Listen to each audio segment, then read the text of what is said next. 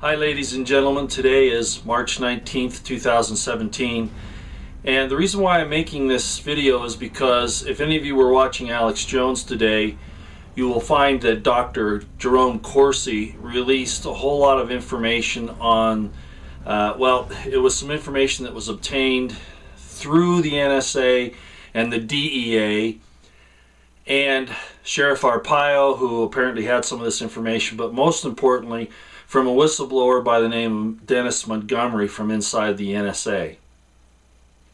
Now, according to the information that I was able to glean from this, Dennis Montgomery has been compromised to an extent, but that's probably because he was a whistleblower. They'll try to discredit him and those types of things.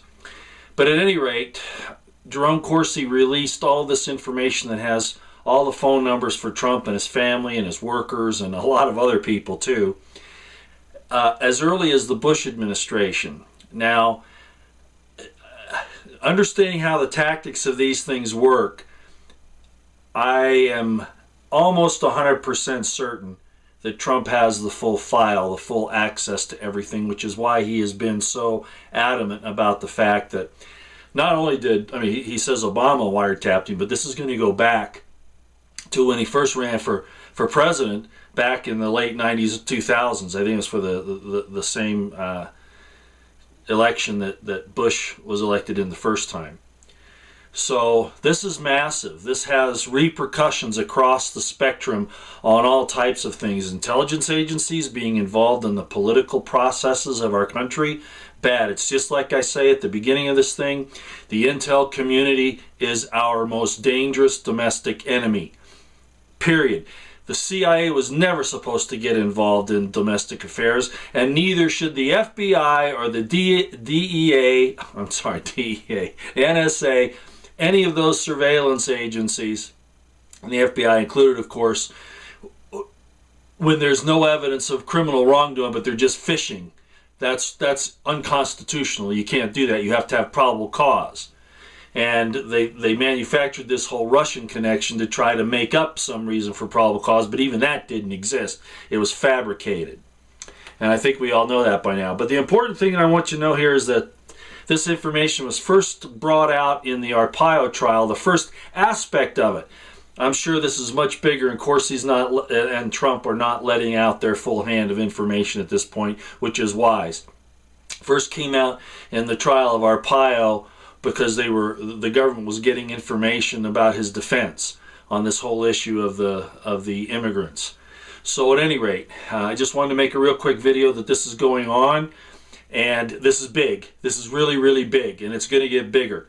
It's going to go along with the information that we put out a week ago on the FBI seeking to make war with Trump, McCabe, and of course Comey pretending like he's not involved, but he is. All the surveillance that's gone on, the cap on the Weiner case, which I'm going to have something to say about in just a minute too, because of all the pedophile connections throughout the government and all of that. They've been actively trying to put a cap on all this information from coming out. So there's going to be a lot more. True Pundit came out last week on Twitter. It's at Thomas Paine, and said that there was going to be a massive information on the FBI thing come out on Tuesday, which it did. Well, they didn't really say what it was, but we kind of guessed it was going to be something to do with the problems that Trump has been having with the government and with the deep state. And now this thing with Corsi coming out today, and there's going to be more in the next few days. Trump already took information to Congress to apparently prove that this has been going on, so he has a lot more than I think Corsi has released publicly on this. And this is a cat and mouse game. And then additionally, I want to say that True Pundit today put out a tweet that said Tuesday. That's all it said, was Tuesday. More is coming, ladies and gentlemen. I think slowly this thing is going to blow wide open. We're just feeling like Trump and the people that are working with him in the intelligence community that have come forward are letting the guilty get all the rope they need to hang themselves. That's the way I would look at this. So we'll keep watching. Now the other thing is, I mentioned Weiner here a second ago.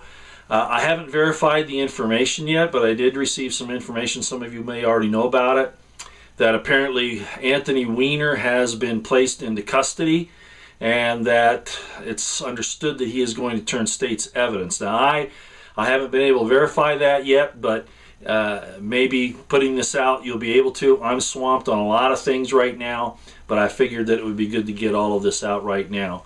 So hopefully we're going to bring these criminals, these traitors, these corrupt people in the government, the officials, especially in the intelligence agencies and the FBI and all those other 4-letter agents or 3-letter agencies, alphabet agencies, the IRS, etc. Eventually get all of these cleaned out, at least to a point where we can manage what little corruption might be left.